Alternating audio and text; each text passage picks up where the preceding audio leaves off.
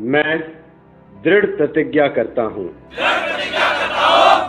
कि कानून द्वारा निश्चित किए गए भारत के विधान का सच्चे मन से वफादार रहूंगा और मैं अपने कर्तव्य के अनुसार भारत की स्थायी सेना में ईमानदारी और सच्चे मन से सेवा करूंगा और जहां कहीं मुझे पृथ्वी, समुद्र या हवा के रास्ते भेजा जाएगा, मैं खुशी से जाऊंगा। मैं भारत के राष्ट्रपति की और उस अफसर की जो मेरे ऊपर नियुक्त किया जाए सब आज्ञाओं को मानूंगा और उनका पालन करूंगा, चाहे इसमें मुझे अपना जीवन भी बलिदान करना पड़े। जय हिंद।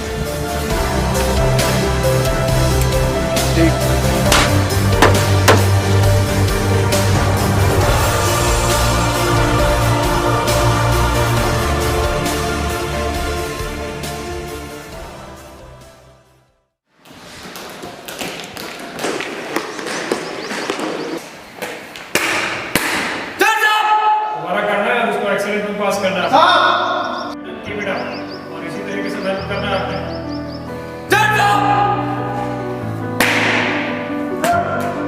हमारी regiment brigade of the guards युद्ध में अपने रण कौशल और बहादुरी के लिए जानी जाती है और शांति काल में भी हम ड्रिल, डिसिप्लिन और टर्नआउट के लिए मशहूर हैं। इन मुद्दों को हासिल करने के लिए हम पूरे देश भर से अच्छे कद काठी वाले और तगड़े जवान भर्ती करते हैं।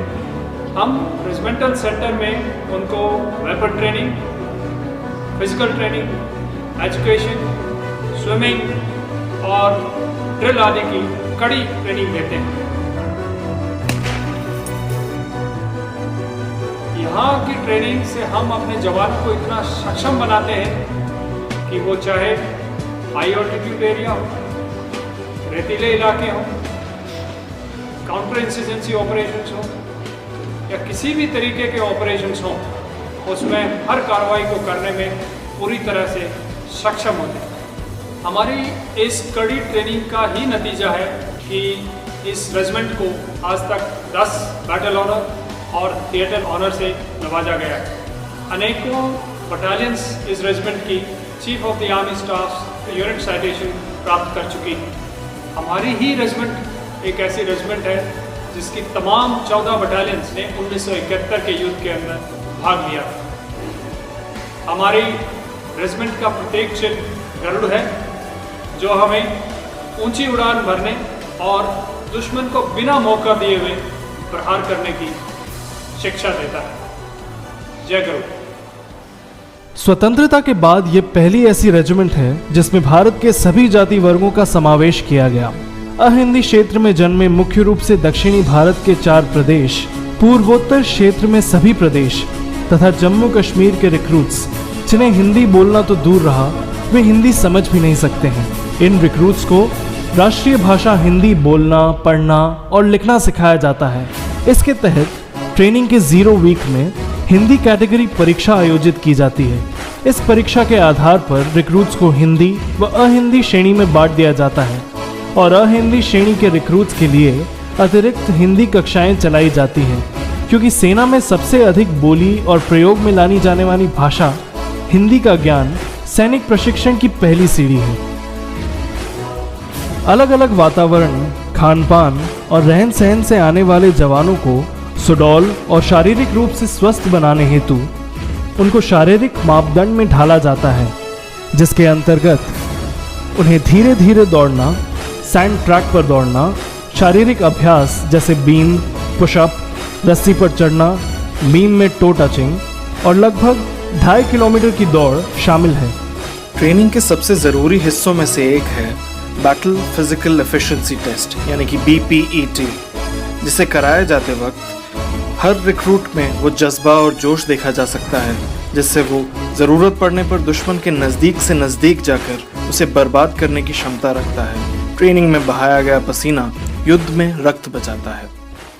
एक रिक्रूट के लिए उसकी शारीरिक क्षमता सबसे इम्पोर्टेंट है, क्योंकि सारे काम इसी के साथ मिले जुले होते हैं। जब एक रिक्रूट हमारे पास आता है शुरुआत में, उसके मांसपेशी, उसके हड्डी, उसके हृदय, उसके फेफड़े इतना डेवलप नहीं हुआ होता है जितना एक सिपाही के लिए ज़रूरत है।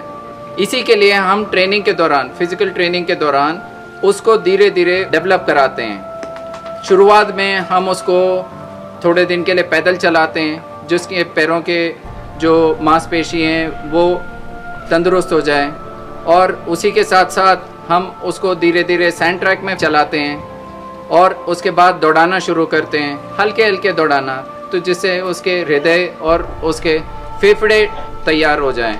तो जैसे इसकी क्षमता बढ़ जाता है, उसके बाद हम उसके बाकी कार्रवाई जो सिपाही के लिए ज़रूरत है वो सब चीज़ें उसके फिज़िकल ट्रेनिंग में कराते हैं। जैसे कि अनार्म कॉम्बैट, उसके लिए तो उसका फिटनेस लेवल ऊंचे स्तर का होना चाहिए, उसके बाद इसको स्किल वगैरह सिखाते हैं।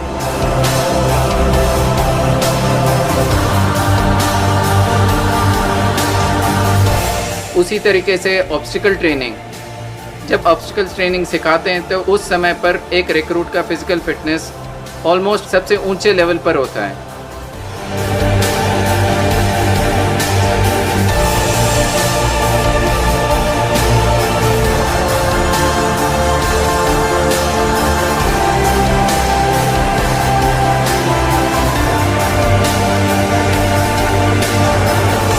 उसी तरीके से हम स्विमिंग भी कराते हैं।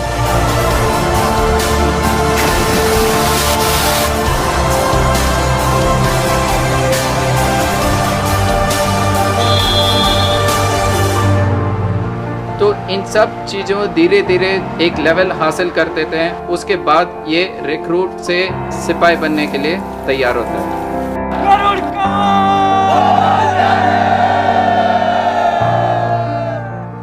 रिक्रूट्स की 19 सप्ताह की ट्रेनिंग के बाद एडवांस ट्रेनिंग के दौरान सैनिक सिखलाई और सैनिक गतिविधियों में सबसे अधिक ज़रूरत जिस सिखलाई की होती है वो है मैप रीडिंग, जिसकी जानकारी के बिना कोई भी सैनिक कार्यवाही असंभव है।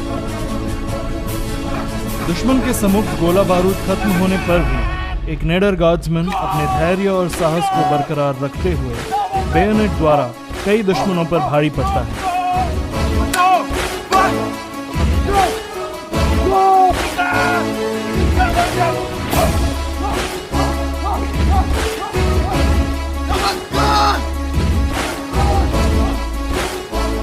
भारतीय जवान को आपातकालीन स्थिति में हवा, जमीन और पानी के रास्ते जाना पड़ सकता है, जिसकी तैयारी में तैराकी की सिखलाई निहायत ज़रूरी है।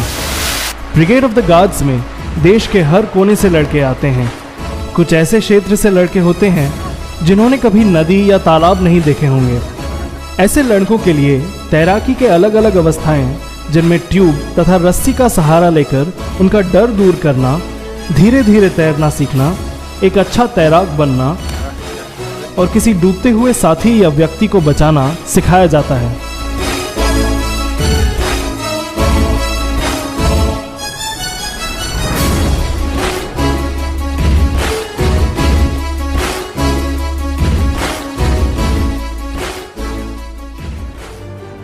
भारतीय सेना का मोटो नाम, नमक और निशान, जिसके लिए सेना का हर सैनिक हर वक्त मर मिटने के लिए तैयार रहता है।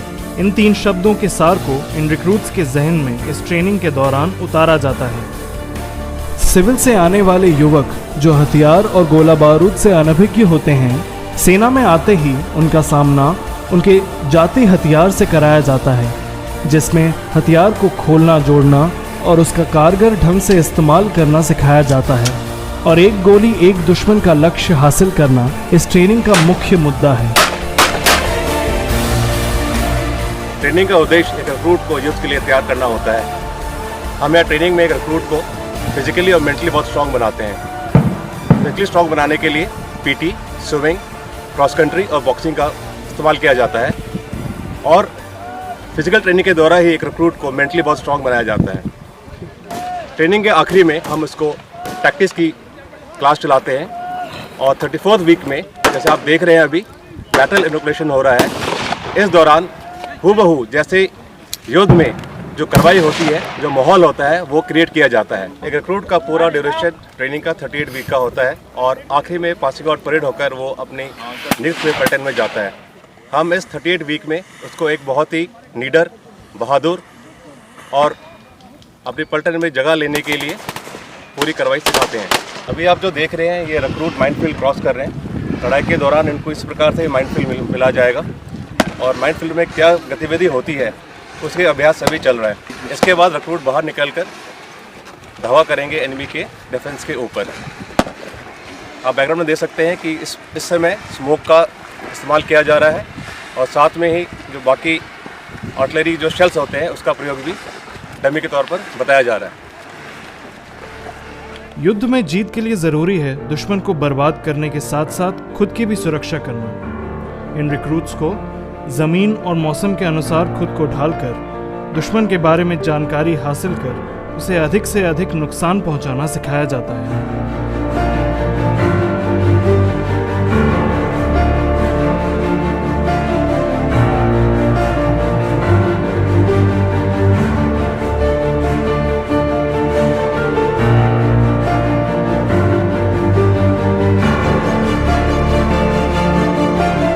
देश का सबसे बड़ा युद्ध क्षेत्र या तो रेगिस्तान है या फिर पहाड़ी। जरूरी है कि युद्ध के समय साधनों की कमी होने पर अपना हथियार, गोला बारूद और जरूरत का सामान मीलों दूर तक ले जाया जाए। यही चीज रूट मार्च में सिखाई जाती है।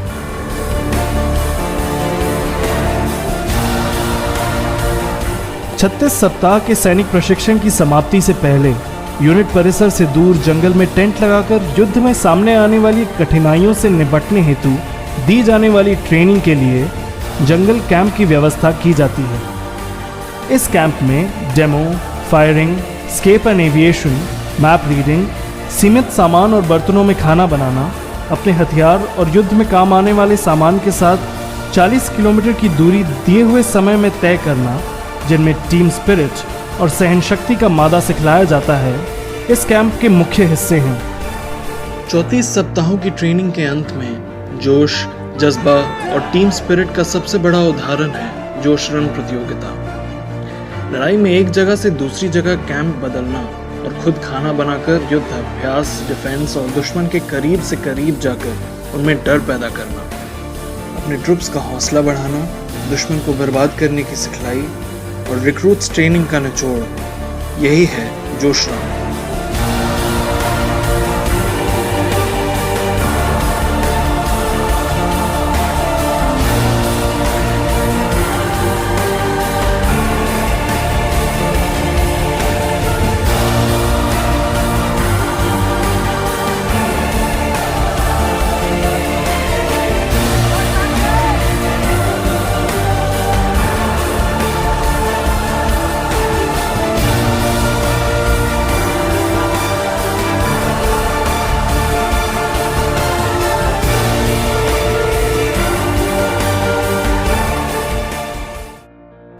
सेना में वेतन के साथ साथ रहने की व्यवस्था, खाना, कैंटीन, मेडिकल सुविधा और क्लोथिंग की व्यवस्था उपलब्ध है। आश्रितों के लिए मेडिकल, कैंटीन और उच्च शैक्षणिक संस्थाओं में आरक्षण की सुविधा भी उपलब्ध है।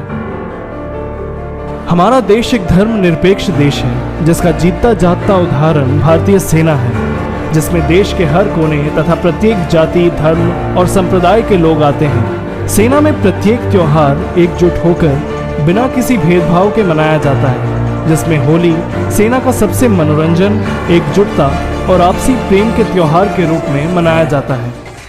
सांस्कृतिक कार्यक्रम हमारी संस्कृति की धरोहर है, जिसके अंतर्गत अलग अलग प्रदेशों के नृत्य और संगीत के अतिरिक्त मनोरंजन भी शामिल है।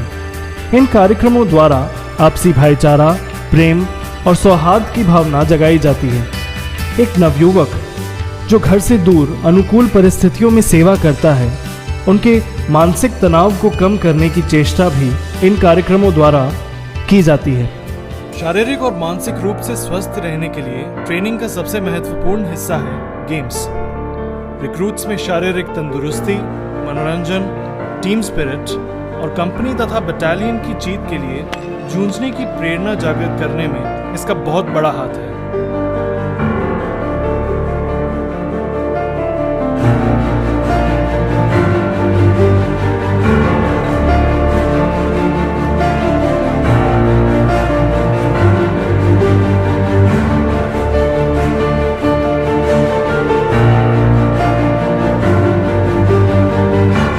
सैनिक गतिविधियों में ग्रह, उपग्रह और तारों की अहम भूमिका है, जिनकी सहायता से हमें दिशा के निर्धारण में मदद मिलती है। अतः रिक्रूट्स को तारामंडल की उपयोगिता एवं चंद्रमा की कलाओं की सिखलाई दी जाती है। रात के समय दुश्मन के नज़दीक जाने, अपने ठिकाने बदली करने, एक जगह से दूसरी जगह जाने और अन्य सैनिक गतिविधियों के लिए दुश्मन की नज़र से बचने के लिए तारों का सहारा लेकर कार्यवाही की जाती है। जैसे जैसे तकनीक ने विकास किया है, प्राचीन परंपरा को छोड़कर, जैसे धूप में अपने स्थान से कई किलोमीटर दूर फायरिंग रेंज पर फायर और अभ्यास करने के बजाय सुसज्जित बंद कमरे में नवीनतम हथियारों द्वारा अचूक फायर की क्षमता हासिल कराई जाती है। चलती हालत में दुश्मन पर अचूक निशानेबाजी में दक्षता हासिल करने के लिए हिट एंड मिस तकनीक के माध्यम से रिक्रूट्स को सिखलाई दी जाती है।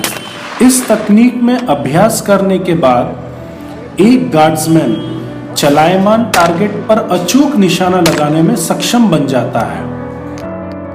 एक सिविलियन बच्चे के सेना भर्ती होने पर सेना की बुनियाद अर्थात ड्रिल की सिखलाई दी जाती है, जिसके अंतर्गत एक जैसी वर्दी पहनना, एक जैसा चलना फिरना, संयम रखना और हुक्म मानने का मादा पैदा करना है। ड्रिल की सिखलाई से एक सिविलियन के व्यक्तित्व में निखार लाकर उसे एक अनुशासित एवं चुस्त सैनिक बनाया जाता है। इसके अतिरिक्त बातचीत करने का तरीका, एक ट्रुप में एक जगह से दूसरी जगह जाने का तरीका तथा अपने उच्च ओहदेदार को सम्मान देते हुए सैल्यूट करना सिखाया जाता है। हथियार के साथ गार्ड ऑफ ऑनर देना, गार्ड माउंटिंग तथा सेरेमोनियल परेड इस सिखलाई के अहम हिस्से हैं।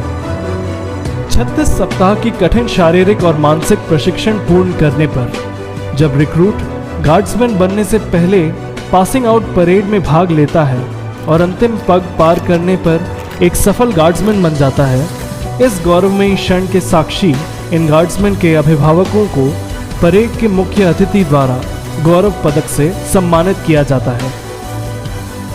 भारत के सच्चे सपूत और वीर योद्धा नायक जदुनाथ सिंह, 4 गार्ड्स और लांसनायक एल्बर्ट इक्का, 14 गार्ड्स, जिन्होंने क्रमशः सन 1948 और सन 1971 के भारत पाक युद्ध के दौरान